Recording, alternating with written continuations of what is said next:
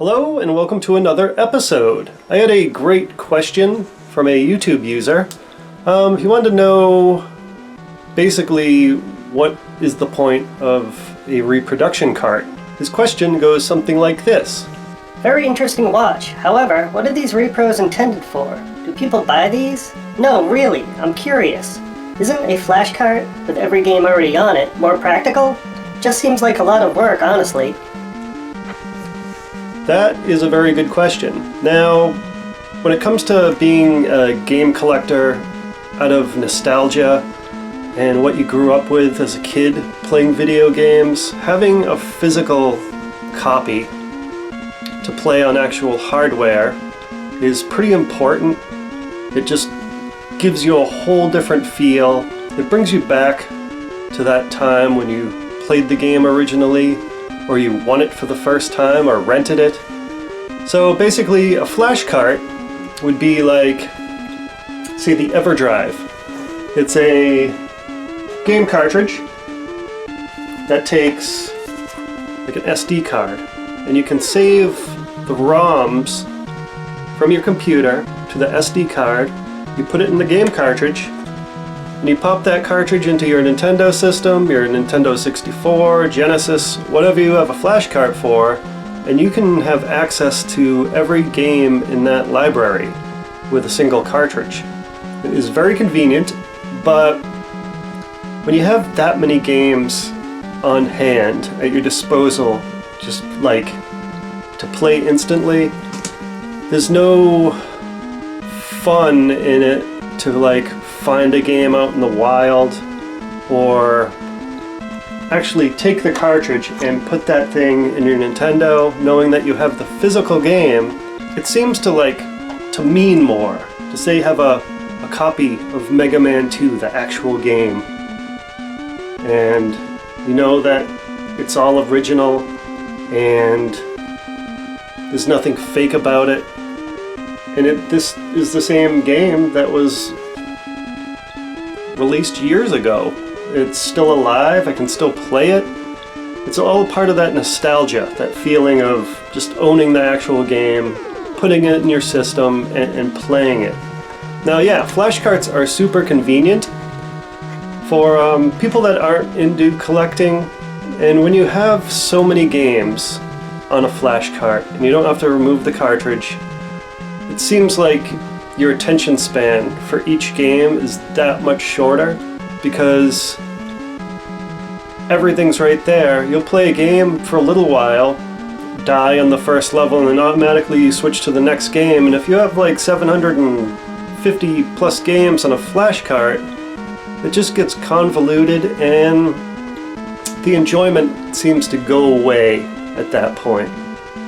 As for making reproductions, it's kind of an art form. You know, if you're an electronics hobbyist, it's something that you can do, and you can solder chips into boards and make your own cartridges without having the flash cart. You can just pop it in and it's ready to go. I kind of look at it like digital photography these days. I mean, you have real photographers that are great with a digital camera, but those really good photographers are probably also in the lab developing film with chemicals and getting the exposure they want on their light settings, like very manually, and having full control and keeping that old art form alive, you know, making those pictures. So it's kind of the same idea when it comes to making a reproduction cartridge. If you're a collector like myself, I like having the actual game. You know, it brings me back, like I've said before. I get to see that game on my shelf, and I only do that with titles that I like must have, or games that are almost impossible to get now because they're either owned at this point and no one's selling them, or they're very, very expensive. So for instance, I have stadium events here. Now this game, we know, goes for thousands of dollars. But yeah, I could have this on a flash cartridge. But having a label in its own cartridge case, it's just something about having that game where it belongs, where it should be. Flash carts, you know, they have a lot of electronics in there. They kind of emulate each chip or memory mapper depending on what game is loaded into it. So if you want the purest form of a cartridge without buying the game that is crazy expensive or almost impossible to get, the closest thing you can get is an EEPROM chip. You know, they will only hold so much information. They have the same timing as the actual cartridge did.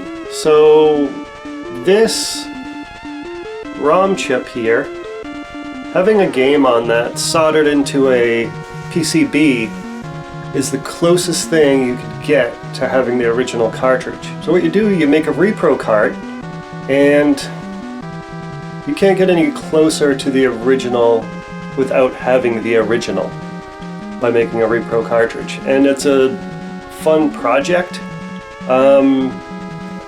Many people like to make repro carts. It's good to have electronics knowledge, and you learn something on how memory works and how the Nintendo works a little more in depth when you're creating cartridges.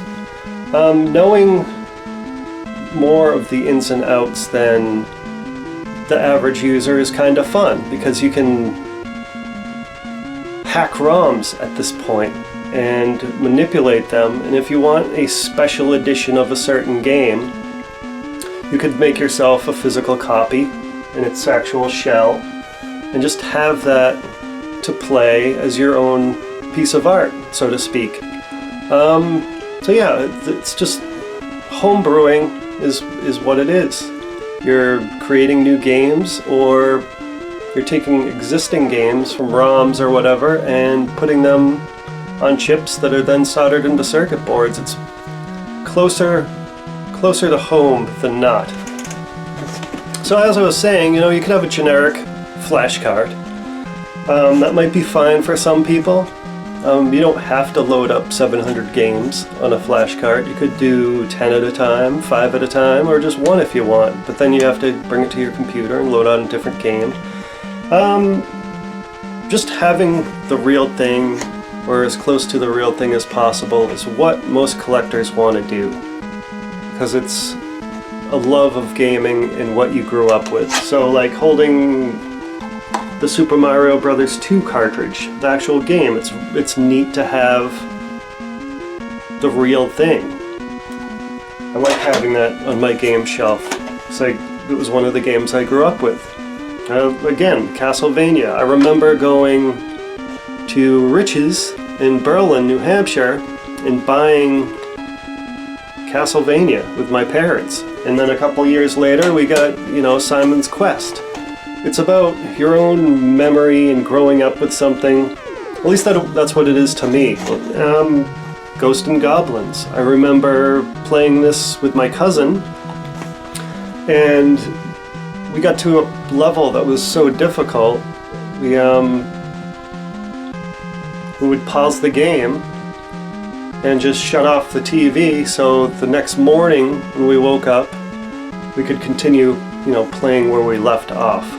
Also, like Rygar, if you're situated on, say, a ledge properly, the enemies will just keep regenerating.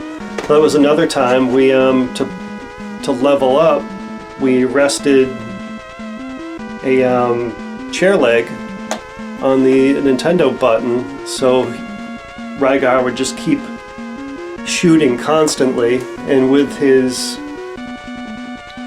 weapon, it picks up the hearts. So we let that sit overnight, and when we got up in the morning, we were leveled up. And it's, for me, it's about my memories and growing up, and that's my take on reproductions versus flash carts. They're the closest thing I can get to the real thing. I've thought about buying, say, an EverDrive cart so I could put a bunch of games on there, but I'm not really interested in that. I like the actual game. It's just what it means to me as a collector. But people buy reproduction carts sometimes because they might not have the technical skills to create that cartridge, so they'll have someone else do it, but they also feel the same way I do when it comes to having a physical cartridge and not being overwhelmed with thousands of games on a single cartridge, because it doesn't mean the same at that point. As a collector, you could have all those games, but it's just too overwhelming. There's too many games there, and something about taking the game out that you're done with, going to your shelf, and seeing all those side labels, the spine labels, just lined up, and you get to pick your cartridge, your game that you want to play next. And when you see those silly spine labels, each one can spark a new memory of growing up with the game.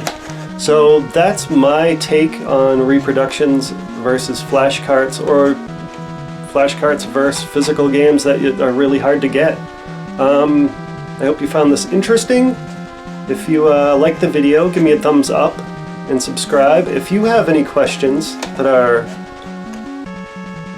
noteworthy of talking about, leave them in the comments below, or you can contact me online through either Facebook or through YouTube.